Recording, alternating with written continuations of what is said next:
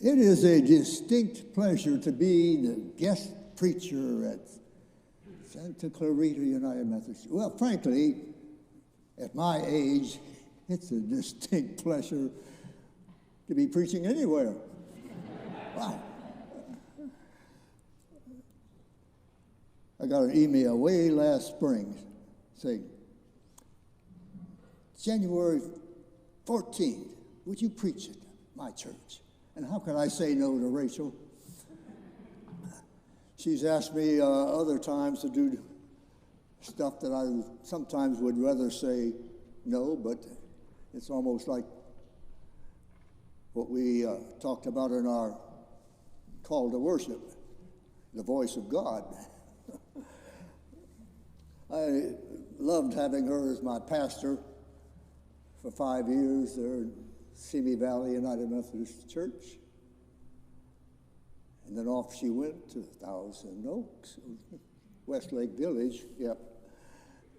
And then I was so pleased to see that she was appointed to be your pastor.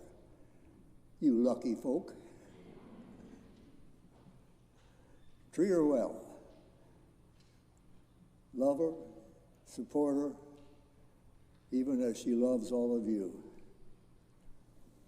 Rachel, it's really a pleasure to be here. I hope it's okay to, boy, this is, I'm an old school pastor. My work was in the last century when preachers stood behind these things.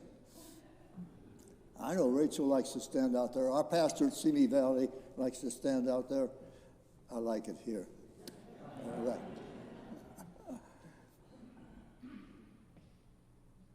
And as I said, being old school, I got to thinking, my active ministry was the whole last half of the last century. I know you're trying to figure out, how old is this old guy? Well, as I get into the sermon, you'll begin to get an idea.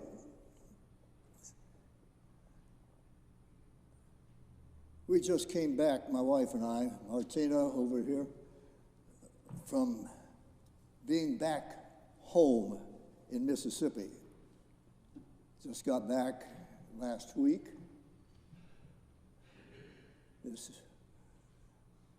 And being back there brought back so much memory of living back there, growing up back there in Mississippi. So what you're going to get today is not so much a sermon as it is a memoir, if that's okay. I got to thinking about when I preached my first sermon back in my home church, 1949. It was a most unusual occasion. In our Bible Belt evangelical church, preachers just seemed to proliferate. We had 7 guys who felt the call. I've been thinking, funny, isn't it, that back in that era, God just was not calling women. Think about that. So we 7 guys studied our books, went to Jackson, Mississippi, to the big church there, took our tests, and all of us got local preachers' licenses. We were ready to go. Brother Hilbin, my pastor, was very proud of his preacher boys and wanted to show them off. So he announced a series of 7 Sundays for the Magnificent 7. We ranged in age from 49 to 16. And since I was the youngest, I deferred to all my brothers in the ministry now, and chose to be the last one. The show was well received, full congregations, decent efforts. That is, until the Sunday that Arthur Savage preached. He came to the pulpit, put down his manuscript, opened the Bible, bowed his head. Looking like he was praying, but he never looked up. The silence dragged on interminably. It was an acute stage fright of the worst kind. Finally, he did look up and said, "I can't do this," and rushed off and left the stage. It left a shocked congregation. I'm told that he became a very fine layman. My turn was the next Sunday. And Brother Hillman, still smarting from that last Sunday's fiasco, decided that he had better audition me on Saturday morning. So I stepped into the pulpit and preached to an audience of one sitting on the back pew. I stumbled through it. Finishing, I humbly walked down that aisle to where he was sitting. He never stood up. He never smiled. He only uttered one sentence. "Well, Edward, before tomorrow, you've got a lot of work to do." And to a timid 16-year-old kid preacher, his voice was like God. Funny how a word, an experience, an encounter can stick in one's mind and even shape one's very life, one's direction. That one sentence has stuck now for 74 years. You've got work to do. How those words have hounded me for these 7+ decades. Living in segregated Mississippi, I was always troubled by the cruel, unfair subjugation of black people. In my college days, I saw what an unjust, racially segregated culture we were in. While my school was a state-supported college, half the population of the state could not sit in a desk or even set foot on the campus. Edward, you have work to do. After college, I went to a great seminary in Atlanta, seminary supported by the Methodist Church. But again, if one were not white, don't bother to apply. Edward, you have work to do. Postgraduate studies took us, Martina and I, to Europe, where we observed a whole new openness of society. I remember once at the World's Fair in Brussels, we argued far into the night with 3 young students that we had met. One from the Soviet Union, one from East Germany, one from Palestine, who challenged us. How can you defend your capitalistic democratic system when you keep the Negro as subjugated, segregated people? But we're going to change, I feebly argued. Edward, you have work to do. On our return to the United States, the South was in an upheaval, divided, angry, fearful. malevolent. That's white society. The civil rights movement was in full throttle, and so was white resistance. I was made pastor of a small town Methodist church. Now, Edward, you have work to do. But how could one speak truth to the power of an entrenched evil tradition that was designed to control and keep the status quo? To speak otherwise was to lose one's voice, one's church. But Edward, you still have work to do. You know, don't tell Rachel, but I think I was almost sorry that I said yes to speaking on this special day. And before I'm through, there may be those who agree. It has stirred up a hornet's nest of memory, as you can tell. There's an old gospel song that sings these words, precious memories, how they linger, how they ever flood my soul. Ever since I said yes to you, Rachel, I've been floating back now 65 years to that remarkable time. Remarkable time. As Dickens began his great novel with the sentence, it was the worst of times. It was the best of times. But you know, thinking about this has been very cathartic. I've had a great sense of gratitude to God. Lord, thank you for giving me such work to do. Well, so much for my introduction.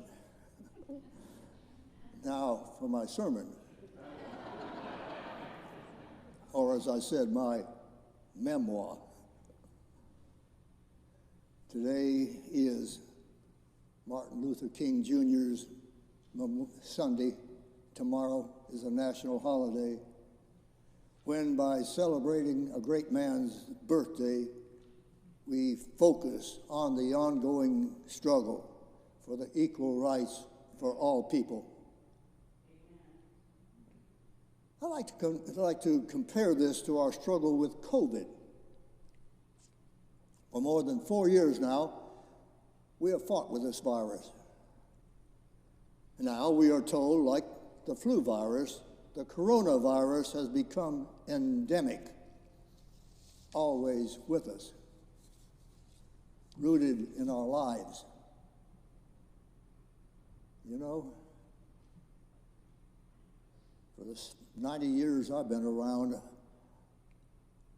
I have sensed that this virus called racism is endemic in our culture.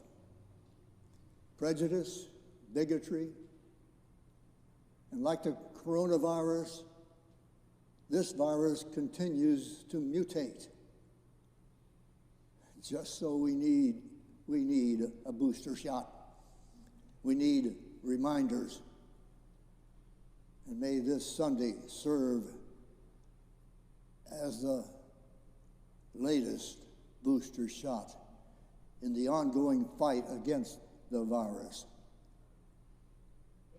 Let us remember, as the last hymn of our service will sing, we have come over a way that with tears have been watered. We have come treading up our path through the blood of the slaughtered.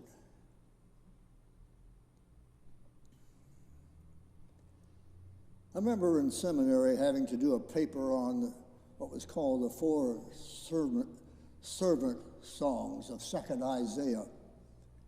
And it crossed my mind that Martin, in his days at Boston Seminary, had studied them also.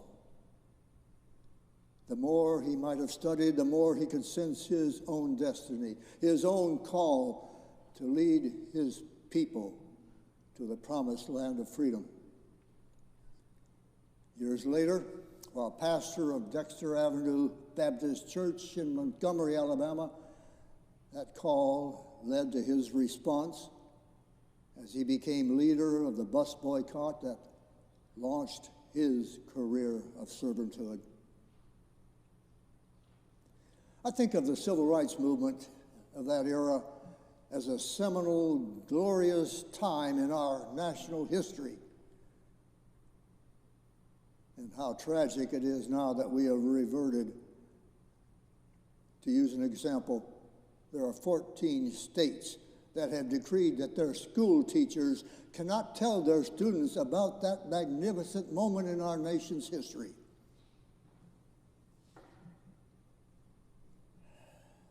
That time was a giant step in our journey to the Promised Land. It was a beautiful piece of work to do. Throughout the South, throughout the nation, led by the black church, by college students dreaming of a better future, that message, God has work for you to do, was being heeded. So that was the world that Martina and I inherited as we settled into our new church in Hickory, Mississippi. I started to timidly preach about love and justice and brotherhood, but that was not going to cut it. Not in that terrifically dynamic time. Edward, you have much more work to do than that. And I remember, right down U.S. Highway 80, there was no interstate system in those days, down Highway 80, through the heart of our town came the buses carrying the Freedom Riders. These were mostly young people, black and white, who dared to sit together on interstate buses riding through the South. Bus burnings, mob riots, severe injuries followed them right down that highway through my town. I remember that the esteemed John Lewis, a congressman later in his life, was one of those who was severely injured on one of those freedom riding buses. Federal law had already decreed that interstate bus travel was to have been integrated, but that law had not been tested. These brave souls were to test it. They had work to do. So I watched them ride past, straight to Jackson, Mississippi, where they would be ushered from the bus and sent to the notorious state prison in Parchment. Not a place anyone would want to spend any time. And they were willing to do that because they had work to do. I thought, how radical they are. Can't they slow it down? They're making everything worse. Change has to come slowly. But their response would be, how can we wait when your knee is on our neck and we cannot breathe? So I would stand along that highway watching those buses go by, admiring their courage, admitting that I could never do that, but always knowing that my turn must ultimately come because of that voice. Edward, you have work to do. Then in the fall of 1962, my turn came. It began with the Ole Miss riot, also known as the Battle of Oxford, when James Meredith, a black veteran with a court order and thousands of U.S. Marshals backing him up, set foot on the campus of the University of Mississippi. White supremacists from throughout the South converged on that campus in a riot that injured hundreds and killed 2. Only when 30,000 National Guard troops were mobilized to restore peace did it end on the campus, but not in the state. It was as if the Civil War had returned. The battle cry was segregation today, segregation tomorrow, segregation forever.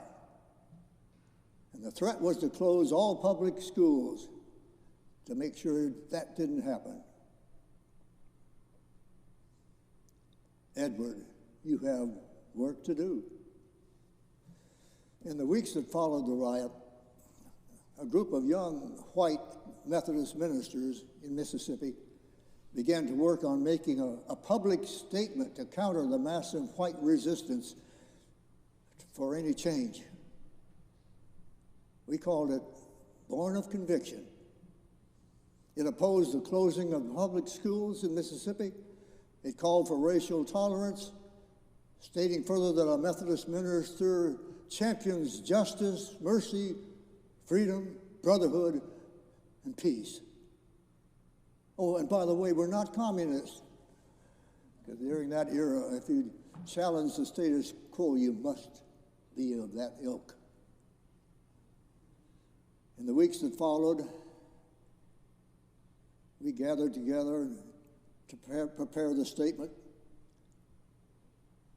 and to encourage each other for the struggle that was to come. I can still picture the moment.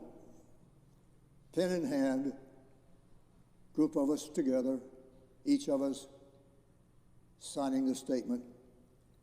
I read it one more time, and as I was reading it, the words of an old hymn came stirring in my mind. Once to every man and nation comes the moment to decide in the strife twixt truth and falsehood for the good or evil side. And then with Martina standing behind me, her hand on my shoulder, I signed Born of Conviction. The work was done. The waiting began for the public release of the statement.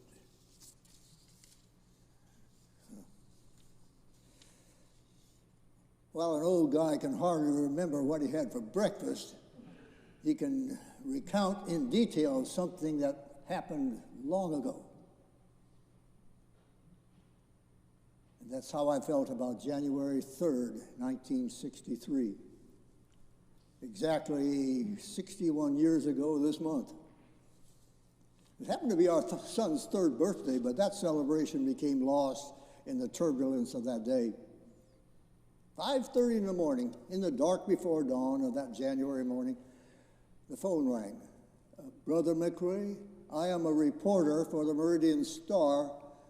A news article called Born of Conviction has just been released by the Associated Press. Your name is in it. Will you give me a statement? 5:30 in the morning. He agreed to wait until I could come down to the newsroom with my prepared statement. As I sat at his desk to write something down, he engaged me in conversation, stating, I'm not from the South. I grew up in Chicago. What's happening down here? Why are white people so angry? Why do they feel so superior? He kept plying me with questions, off the record, of course, as I thought. I finished with my little bland statement and handed it to him and left. Then came the afternoon edition of the Meridian Star. And to my horror, every word that I had spoken by his desk was printed on the front page. This is not going to have a happy ending. Have you ever been in a church where everybody in the congregation is mad at the preacher?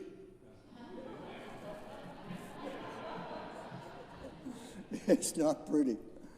Mad? They were furious. You have ruined our church.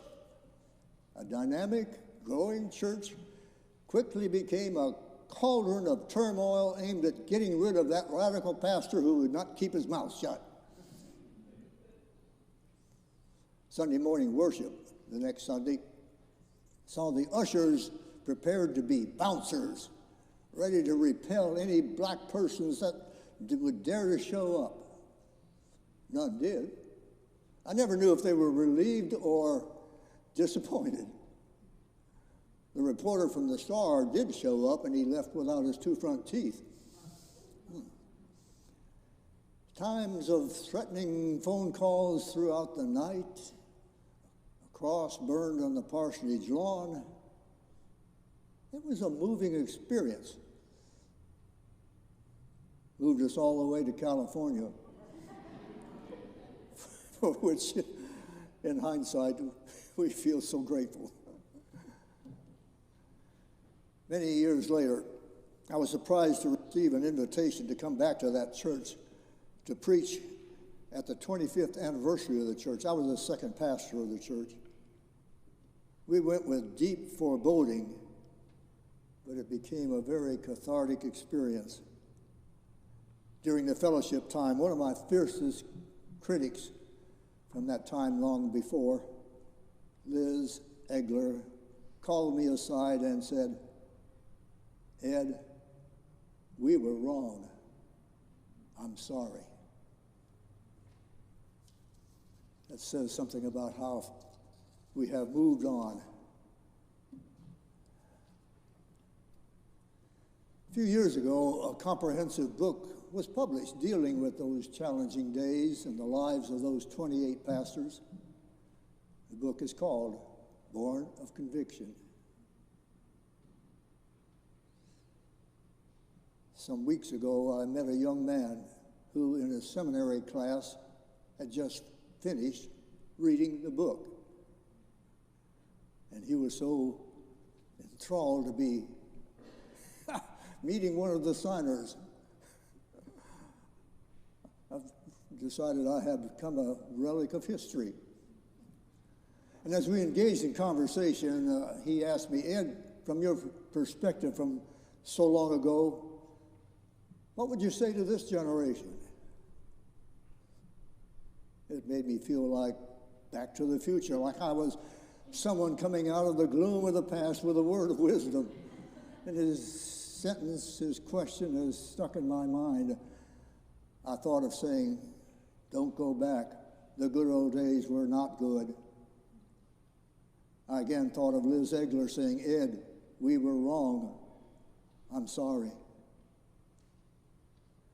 And I thought of that long ago command from my pastor to that timid and young teenage preacher, "Edward, you have work to do." And then I remembered those last words of Dr. Martin Luther King, spoken the night before he was killed on April the 4th, 1968, in Memphis, Tennessee. "Well, I don't know what will happen now. We've got some difficult days ahead, but it doesn't matter to me now because I've been to the mountaintop and I've seen the promised land. I want you to know tonight that we as a people will get to the promised land. And I'm happy tonight. Mine eyes have seen the glory of the coming of the Lord." Thought of all that as we called ourselves together this morning when Mary said, "We have come this day to learn what God expects of us." And God is persistent. God will not let us off the hook so easily. Listen to God. Be ready to work with God for hope, peace, justice, and love. To see you, to serve you, to witness to your love. May hope and justing love never die. Amen.